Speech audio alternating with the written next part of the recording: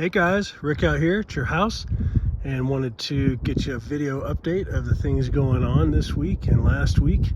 So as I mentioned last week, the surveyors came out. They marked outside corners of your garage and your home. This kind of gives us a footprint for the concrete guys to come out and set their forms. So basically you can see here we have the garage ADU with some reinforced pads here at the north and the south side, and we have these large grid pieces that'll get set in there. Currently you have number 5 rebar that goes throughout the house. This is larger than your typical rebar, which is number 4. So this is a 3/4 inch thick rebar compared to a 5/8, which is a nice heftier, more solid foundation. The footers are 8 inches deep, but you'll see that we have a little space underneath the form boards, and so that's to basically ensure that we're going to get a true 8-inch depth of the footer, if not deeper. So they'll come in, they'll drop a little dirt in here, and then they'll pack it up against the inside and the outside of the footer so that the concrete doesn't just ooze out the bottom. The other thing you'll see here is we have what they call an oofer rod, and I don't remember what that means, but basically it's a grounding rod for your electrical panel from the street that gets tied in to the rebar of the house. So that's what grounds your electrical. We also have one in the main house over here for the panel that's going inside the house.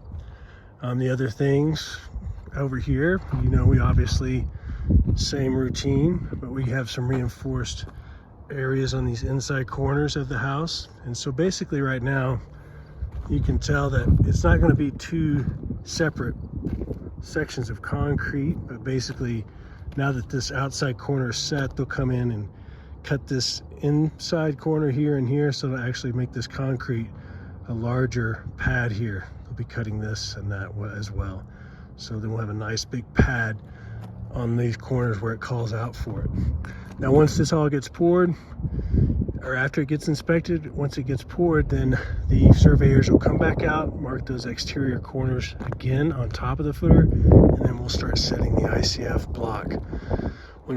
And during that process of setting the ICF block, we will have the center pad out here that'll get poured at the same time, and that'll help us move forward to begin backfilling the interior and the exterior of your home and start building up on that slab prep. The other things happening going on with your septic field, basically we have the septic line going from the main house out to the tank, and we'll be doing the same thing from the garage out to the tank. And outside the garage and obviously outside the house, there's clean outs for anything that might get stuck in there, but that's also on the main garage over here. I know you asked for an RV clean out, and that's what that would be for. So you could go right into your system at that point. Once it leaves the garage, there will be a clean out that comes out of there, and that'll be for your RV. So while the dirt guy Ron is here, he'll be digging the French drain around the house that we talked about, and so that'll get taken care of during his visit out here. And then also taking care of these sleeves that will connect the houses with the water line, the electric, and the solar panel line. All right guys, if there's any questions that you guys have, please let us know, but wanted to give you this update on the video, and we'll talk to you soon.